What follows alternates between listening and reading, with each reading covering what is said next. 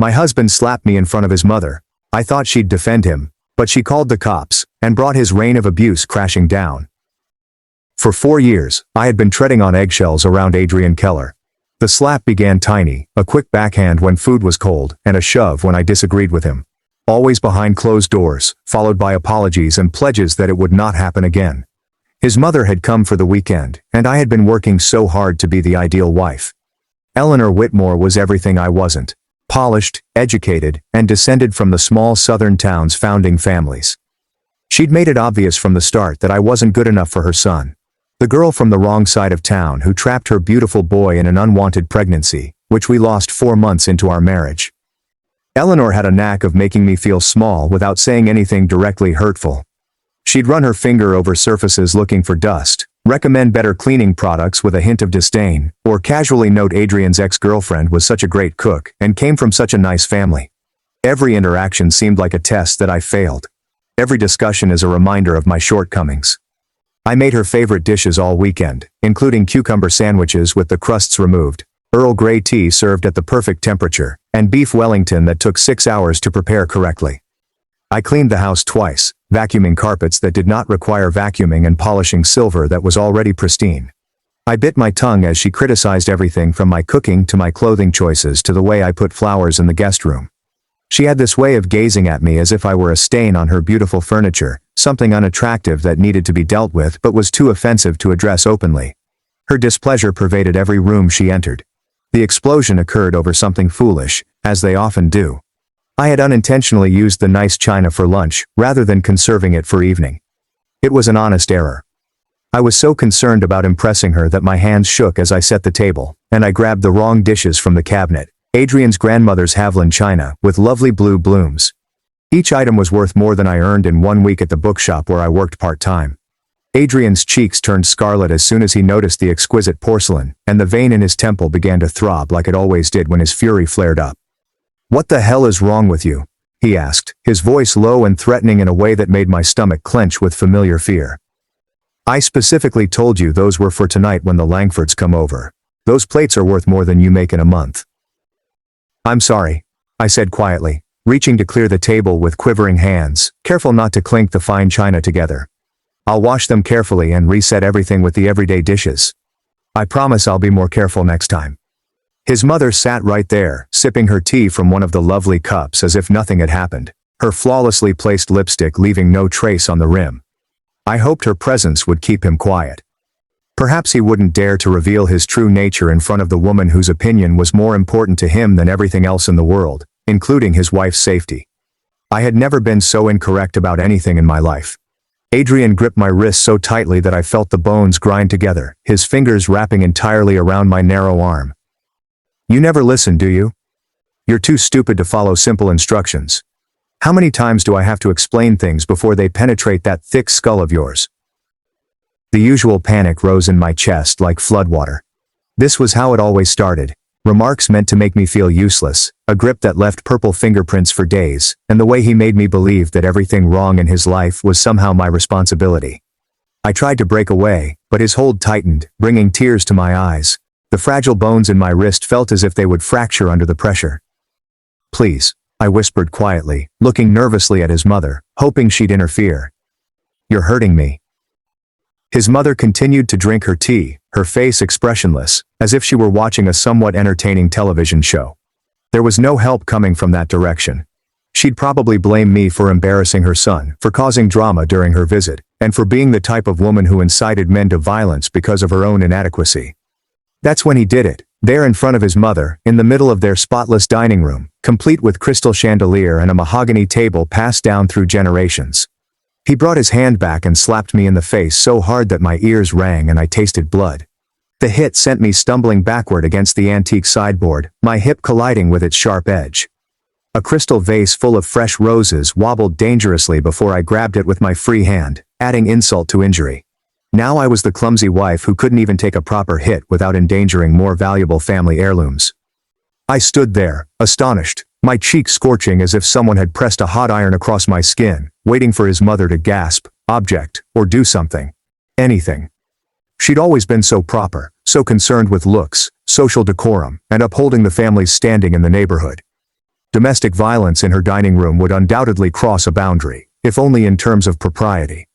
Instead, she laid her teacup down with a gentle clink, and gazed squarely at her son. The sound appeared to echo in the sudden silence, like a bell tolling the hour. "Adrian James Keller," she announced, her voice piercing through the silence like a razor through silk. "What did you just do?" Something in her tone caused Adrian to freeze entirely, his hand still up from the slap. It was not the voice of a surprised mother-in-law. It wasn't surprise, terror, or dismay. It was something altogether different, carrying the weight of absolute authority and years of accumulated information about the type of man her son truly was. The same tone that had surely horrified him as a child when he'd broken something expensive or tracked muck through her spotless home, the voice of repercussions looming like storm clouds on the horizon. He stammered, attempting to compose words, but she raised one perfectly manicured finger. The gesture was modest but forceful, as if she were leading an orchestra and had just asked for total silence. "I asked you a question," she said, her tone totally calm. "What did you just do to your wife?" Adrian's face turned white, then red, and then white again, as if someone was tweaking the color balance on an ancient television. I could see him searching for an excuse, some way to downplay what had just happened, some way to blame it on me like he always did, some way to convince his mother that I deserved it, that any rational guy would have done the same thing. "She was being disrespectful," he replied softly, his voice trembling slightly like a teenager's. "She needs to learn to follow instructions. You know how careless she is with nice things. She never thinks before she acts. She's always breaking something or making mistakes." His mother rose slowly, her chair scratching against the hardwood floor. The sound resonated across the room like a gunshot in a temple.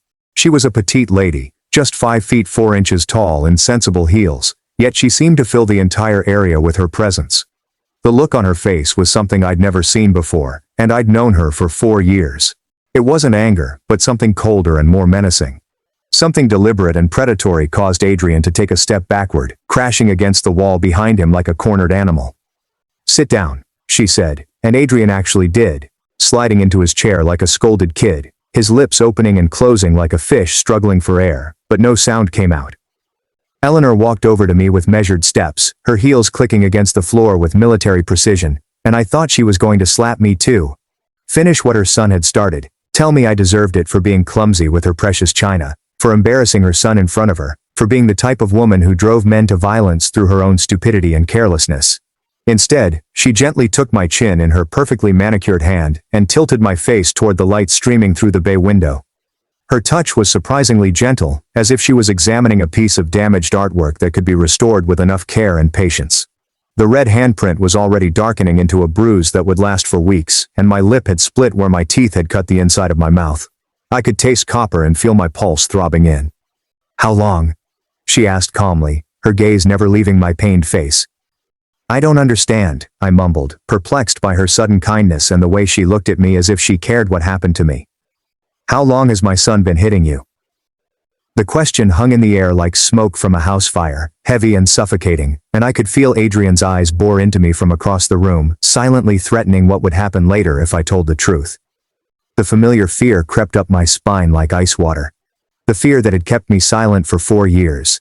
The fear that had convinced me to stay in a marriage that was slowly killing my spirit. I am not. I mean, he does not. This was simply... I tripped over the words, the falsehoods flowing naturally after years of practice. "Don't lie to me," she murmured calmly, but with steel in her voice. "I've been watching you for 4 years. I understand what terror looks like on a woman's face. I understand what careful motions look like, what forced grins look like, and what it implies when someone flinches whenever a door bangs or a voice is raised." She turned to face Adrian, her voice lowering to a whisper, which was more horrifying than shouting. 4 years ago, you returned from your honeymoon with a black eye. You stated that during your sunset cruise, you stepped into a door and were smacked in the face by a low beam as the boat swayed. I knew you were lying, but I suspected she had hit you. I was almost happy that you'd married someone strong enough to fight back. Adrian's jaw dropped wide, his looks shifting between amazement, denial, and increasing panic. "Mom, I raised you better than this," she said, her voice becoming stronger with each syllable, like a storm brewing. "I raised you to protect women, not terrorize them. I raised you to be a man of honor, Not a coward who uses his stature to intimidate someone smaller and weaker. Your father may have been a jerk in many ways, but he never struck me or your children in rage. He had flaws. God knows he had plenty of them, but he was not a coward. That wasn't entirely true, and we all knew it. I'd heard whispered stories from Adrian's in walls during business sister about their father's rages, the holes punched, disappointments, the way their mother would wear long sleeves in the summer and makeup that was just a little too heavy around her eyes after particularly bad fights. But apparently Eleanor had decided to rewrite history, or maybe she'd convinced herself that emotional abuse and intimidation didn't count as real. She walked to her purse, an expensive leather bag that probably cost more than my monthly salary, and took out her phone, the most recent model, in a case that suited her clothing precisely and probably cost more than most people's weekly shopping budget. "What are you doing?" Adrian inquired, terror coming into his voice for the first time since I'd known him. His face had turned absolutely white, and I could see a vein pulsating furiously in his temple. "I'm calling your sister, Beatrice, and then I'm calling the police."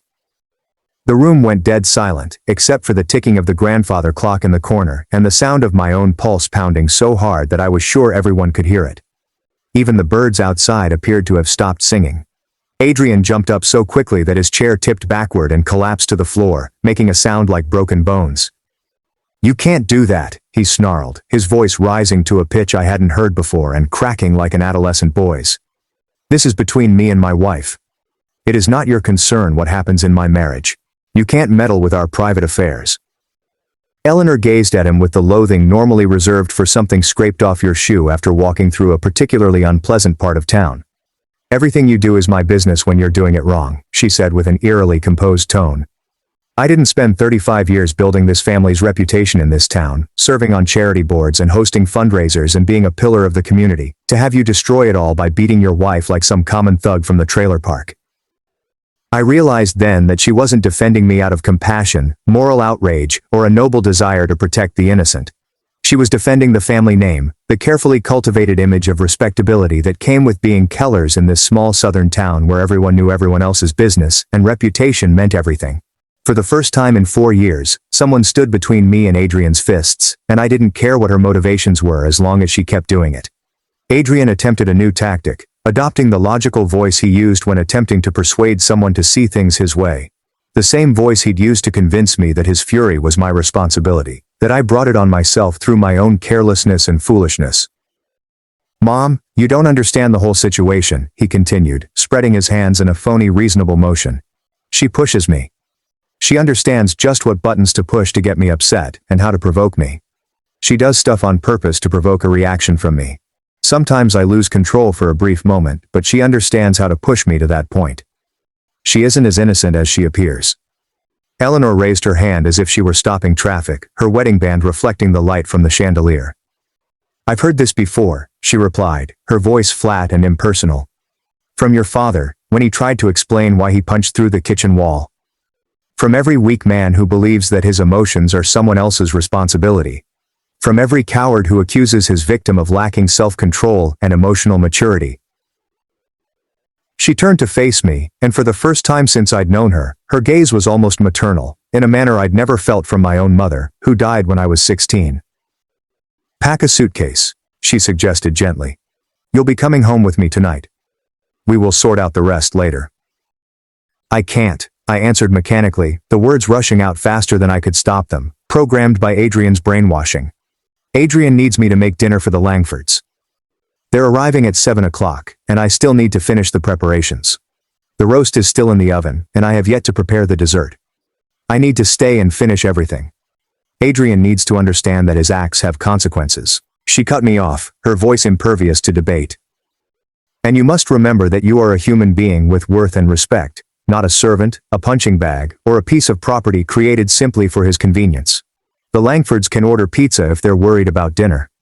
Adrian took a step forward, his face returning to the usual deadly crimson that always accompanied his most violent outbursts. "She's not going anywhere," he snarled, his voice lowering into the low growl that had horrified me for 4 years. "She's my wife. We made promises to God and everyone we knew, for better or worse, in sickness and in health, till death do us part. She can't just quit because we had one minor fight or disagreement." Eleanor Whitmore smiled for the first time since I'd known her, And it wasn't a happy one. It was the smile of a predator that had just caught its prey and was enjoying the moment before the kill. Actually, she continued, removing a big manila document from her pocketbook like a magician would with a rabbit from a hat. She's about to be your ex-wife. The folder was large, crammed with images and documents I'd never seen before, tied together with elastic bands and paper clips, and Eleanor spread them on the mahogany table like she was dealing cards in a high-stakes poker game with lives on the line.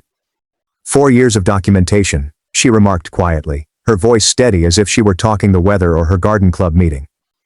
Every bruise, every excuse, every time you came to family gatherings, and she had mysterious injuries that she blamed on her own clumsiness or accidents.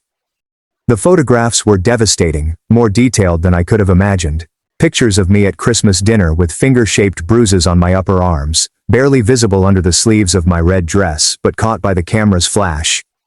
Easter brunch with a split lip I blamed on tripping over our cat while carrying groceries, and my birthday party with a black eye hidden under heavy concealer and strategic lighting but still visible if you knew what to look for.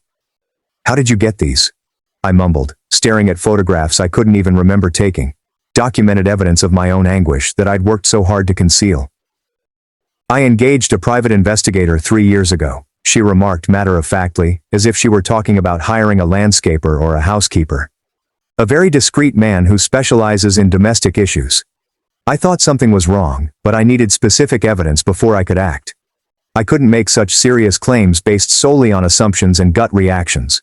There were medical records from the urgent care clinic where I'd gotten stitches after Adrian pushed me into the coffee table during an argument about his gambling, as well as bank records showing how my paychecks were being deposited into an account controlled solely by Adrian, leaving me with no access to money. There were phone records of my calls to my sister, which were always cut short when Adrian came home early from work. There were photographs taken with telephoto lenses through our windows of Adrian grabbing me, shouting at me, and backing me into corners with his fist raised, and there were audio recordings of our fights, which I had no idea existed. The investigator had interviewed our neighbors, who admitted to hearing screaming and crashing sounds through our thin walls, but had never called the police because they didn't want to get involved in our private business. He'd also spoken with my co-workers, who confirmed that I frequently came to work with mysterious injuries and appeared afraid of my husband's reaction to minor mistakes.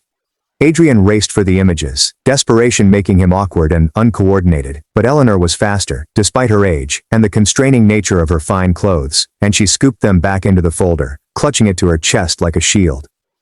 "You're pathetic," she snarled to her son, and I'd never heard such pure scorn in a human voice.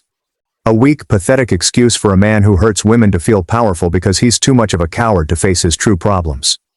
You're worse than your father was, because he had the excuse of growing up impoverished and desperate during the Depression. You had every advantage in life, education, money, and opportunities, and you decided to use them. Adrian's mask of civilized behavior, which he'd worn in front of his mother his entire life, finally cracked and fell away like old paint. He came at her with the same rage I'd seen directed at me so many times before, his hand raised to strike the woman who had given birth to him, raised him, and loved him despite his fundamental flaws. But Eleanor Whitmore hadn't survived 42 years of marriage to a difficult man, and raising 3 children without learning how to protect herself. She stepped aside with astonishing elegance for a woman in her mid-60s and pushed her knee up hard between his thighs. Adrian fell like a stone, gasping and grasping himself on the polished hardwood floor. His face was purple, and he was making sounds like a wounded animal, curled in a fetal position on the beautiful rug his grandmother had bought back from Persia. Eleanor fixed her jacket with dignity, smoothed her skirt, and picked up her phone again. "Now I'm definitely calling the police," she stated casually, walking over her writhing son as if he were debris in her way. The next few hours flew by in a blur of uniforms and flashing lights that seemed surreal in the quiet neighborhood where nothing exciting ever happened. Police sirens wailed through streets lined with perfectly manicured lawns and houses that looked like magazine covers. Statements were given in separate rooms, while social workers took notes and detectives asked questions I'd never expected to answer. Detective Lucia Ferraro was a compassionate woman with tired eyes who had definitely dealt with situations similar to mine previously. She answered extensive questions in a soft tone. "How often did he hit you? Did he ever threaten to kill you? Have you ever feared for your life? Did he control your access to money or communication with friends and family? Did he monitor your phone calls or emails? Did he isolate you from your support system?" The replies revealed a pattern of systematic abuse that had gone undetected by everyone except the private investigator Eleanor had hired. Yes, he had control over all of our money. Yes, he had persuaded me to cut relations with friends who didn't like him. Yes, he checked my phone and email on a daily basis. And yes, I was frightened he might murder me during his most violent outbursts. Eleanor held my hand through it all, never showing emotion except a slight tightening of her eyes when the detective described what the medical examiner would document during my domestic violence examination. Her fingers were cool and steady, anchoring me to reality when everything else felt like a nightmare. Adrian was arrested for domestic violence and led away in handcuffs while neighbors gathered on their perfectly manicured lawns to witness the spectacle. The great Adrian Keller, golden boy of the country club set and rising star in his father's law firm, reduced to shouting threats from the back of a police car while his mother watched with cold satisfaction. Later, as we sat in Eleanor's immaculate living room, with its cream-colored furnishings and meticulously arranged fresh flowers, I finally voiced the subject that had been bothering me since she stood up to her own son. Why now? If you knew what was happening, if you'd been documenting it for 3 years, why didn't you help me before? Eleanor remained quiet for a long time, peering out the window at her immaculately manicured garden, with every flower in its proper place. Then she reached into an ancient jewelry box on the side table and drew out an old photograph, its edges softened by age and handling. The photograph depicted a young woman with dark hair and kind eyes, smiling at the camera with the radiant joy that only comes with true happiness and hope for the future. She was dressed in a wedding gown that must have been stunning 42 years ago, all lace and seed pearls and dreams of a perfect life with the man she loved. "This is my sister, Isabel Whitmore," Eleanor said quietly, her voice softer than I'd ever heard it, vulnerable in a way that made her seem almost human. "She died when she was 28. Her husband beat her to death with a tire iron in their garage while their 2 children slept upstairs in their beds, completely unaware that their mother was dying just below them." I stared at the photos, my heart racing and my mouth dry. I had no idea Adrian had an aunt, and I had never heard any stories about Eleanor's family other than the sanitized versions of rich businessmen and humanitarian work that she offered at dinner parties.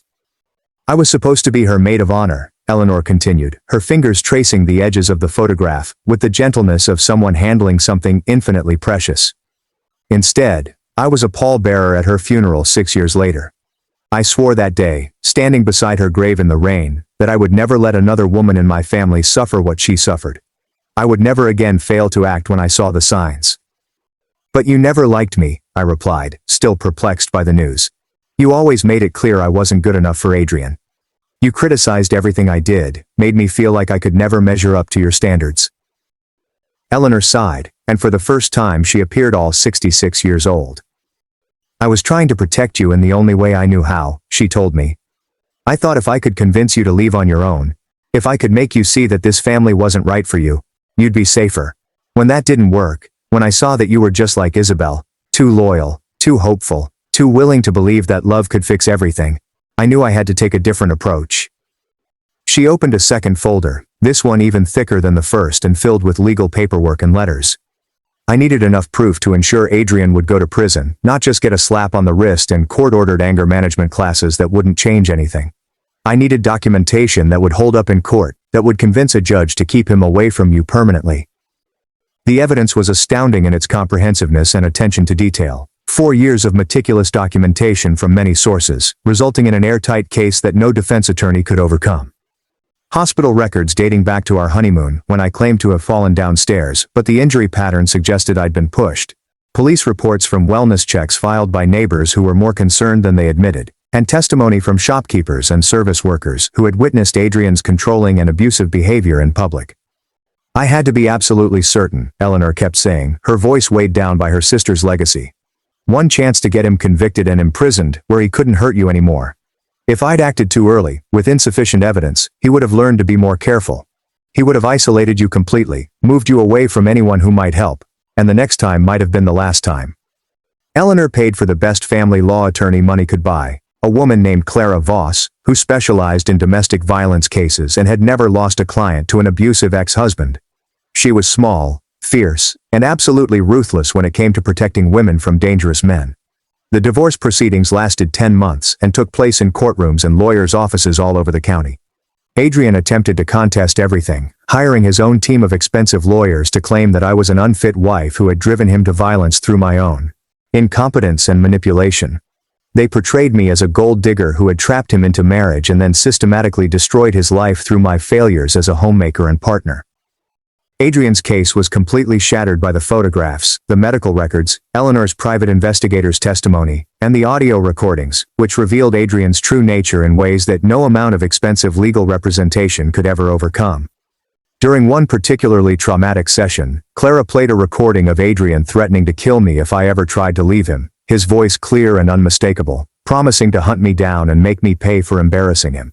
The judge's face turned white as she listened, and I saw her hands clench into fists.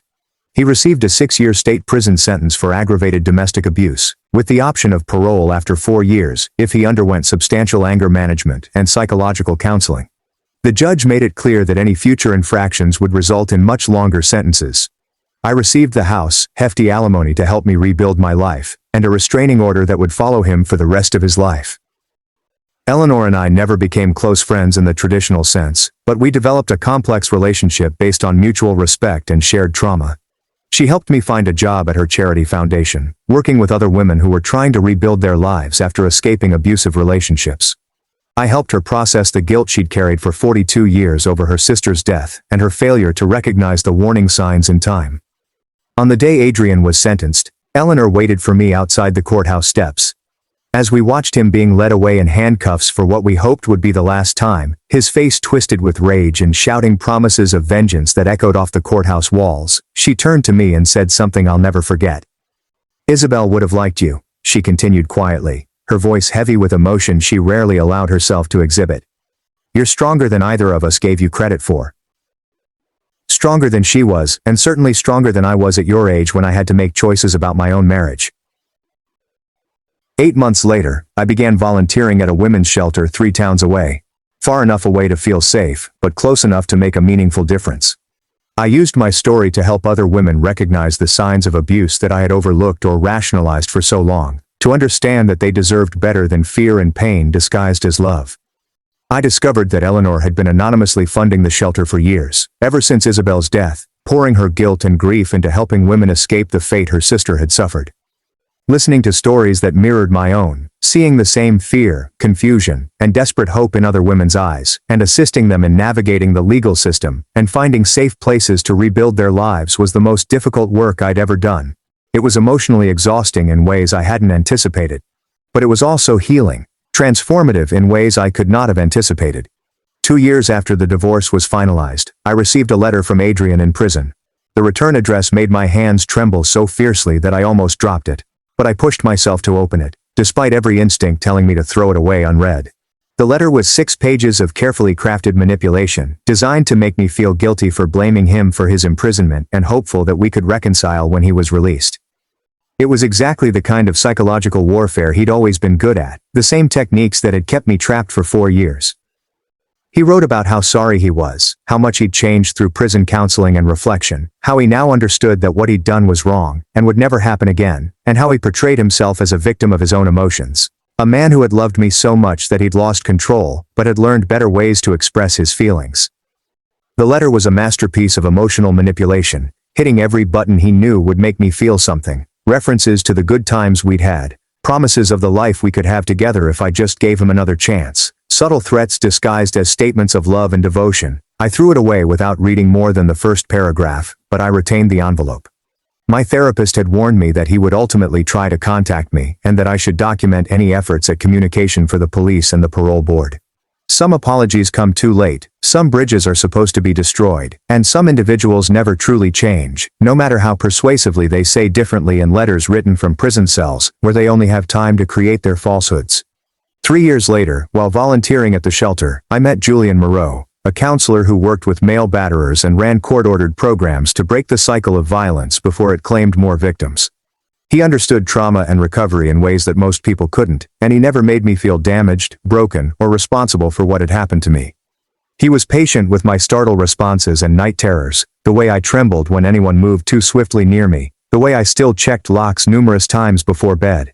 He understood why I needed space to heal while making it plain that he would wait as long as it took for me to regain confidence. He never raised his voice, never grabbed my arm to get my attention, and never made me feel like I was walking through a minefield of potential triggers. When I had panic attacks caused by unexpected sounds or movements, he would sit quietly nearby until I could breathe normally again, never making me feel broken or difficult. When he asked me to marry him after 3 years of painstaking wooing, Eleanor was the first person I phoned. "You're sure about this one?" she inquired, her voice heavy with the weight of our shared experience and the understanding of how disastrous things could turn out. "I'm sure," I responded, shocked by how certain I felt. "He makes me feel safe in a way I didn't know was possible. He sees my strength instead of trying to break it down." After a lengthy pause on the other end of the line, Eleanor continued, "Good. You deserve to feel safe. You deserve someone who cherishes you instead of diminishing you." At our tiny and personal wedding in the garden of the women's shelter where we'd both helped, I wore Isabel's pearl necklace, which Eleanor had offered to me as something borrowed, something old. With quivering fingers she tightened the tiny clasp around my neck and murmured, "She would have wanted you to have this. She would have wanted you to find happiness after surviving what you survived." The necklace was lovely, each pearl perfectly matched and lustrous, but more than that, it felt like a blessing from a woman I'd never met, but whose story had saved my life in ways she could never have predicted. Adrian got freed from prison that year. His sentence was reduced for good behavior and completion of anger management programs that clearly had not addressed his fundamental character flaws. Within the first month of his release, he violated his restraining order twice, once by showing up at the bookstore where I used to work, and once by following me to the grocery store where I shopped. He was calm and reasonable with the police, explaining that he was simply trying to rebuild his life and had no intention of bothering his ex-wife. But I knew better. He claimed that it was an accident, that he happened to be in the area and hadn't noticed me until it was too late to avoid contact. I recognized the calculated manner of his appearances, the way he positioned himself so that I could see him, the subtle smirk that suggested he could reach me whenever he wanted to. As psychological warfare designed to keep me terrified, to remind me that I would never be entirely free of him. Adrian's act did not fool the judge, who sentenced him to another 3 years in prison with the understanding that any additional offenses would result in a considerably lengthier sentence. "Some people," Eleanor observed directly, "never learn from their mistakes because they don't believe they've made any. Julian and I have been married for 8 years, and we have 4 children. Twin boys aged 6 and 2 girls, the oldest of whom recently turned 4. When one of my sons becomes irritated and his hands clench into fists, I keep a close eye on him with the vigilance that only a survivor can understand. I teach him to use his words, to walk away when he is furious, and to never use his strength to harm someone smaller than himself. The chats are age-appropriate yet honest. We discuss how it's okay to get angry at times, but hitting is never acceptable. We practice deep breathing and counting to 12. And we role-play healthier ways to deal with frustration and disappointment. My oldest daughter is tough and defiant, as Eleanor was at that age, with a steel spine and a reluctance to accept unfair treatment from anyone. When she was 4 years old, a guy at preschool shoved her off the swing set during an argument about whose turn it was. Instead of crying or running to a teacher, she marched over to him and told him in a clear, carrying voice that hitting was not acceptable and that he needed to apologize and learn better behavior. The teacher later told me that it was the most articulate response to bullying she'd ever heard from a preschool student. I was both happy and afraid, glad that my daughter had such fortitude, but terrified that she could one day need it in ways I couldn't protect her from. Eleanor is Grandma Ellie to our children, and they adore her in the same way that children adore grandparents who spoil them and have endless patience for their questions and games. She takes them to museums and the zoo, teaches them about art and history, and tells them carefully edited stories about their brave mother who escaped from a dragon and found a prince who treated her with kindness. She has never informed them that the dragon was her own son, and I hope she never has to. Some family secrets are best kept hidden, especially when they involve those who are supposed to love and protect you. When my oldest kid asked why Julian wasn't my first husband, I told him a simple version of the truth that he could comprehend at his age. Sometimes adults make mistakes about who they marry, and sometimes people aren't as nice as they claim to be, but most importantly, people can start afresh and find true love with someone who respects them properly. Last month, my daughter asked me about the faint scars on my arms, marks that have faded over the years but never completely disappeared, like shadows of old injuries that serve as permanent reminders of what I survived. I told her that sometimes people we love hurt us, but that doesn't mean we have to let them hurt us again. That sometimes the bravest thing we can do is walk away from someone who claims to love us, yet mistreats us. She nodded seriously, her tiny mind digesting knowledge that no kid should ever have to grasp, and then she asked if that's why I work at a place where sad ladies come to feel better. And why I occasionally receive phone calls late at night from women who sound afraid and crying. Yes, I replied softly. That is exactly why. If any of my children ever find themselves in a situation like mine, I hope they remember the lessons I'm trying to teach them now. That they have choices, that they don't have to accept abuse as love, fear as protection, or control as care. I hope they never fully understand what those scars mean, and that they never need to know the details of what their mother went through before they were born. Eleanor Whitmore taught me that family is more than simply blood, DNA, and shared last names. It's about who shows up when you need them the most, who stands between you and danger when the stakes are highest, even if they do it imperfectly. Even when their goals aren't fully pure, or when they take longer than necessary to deal with their own problems and shame.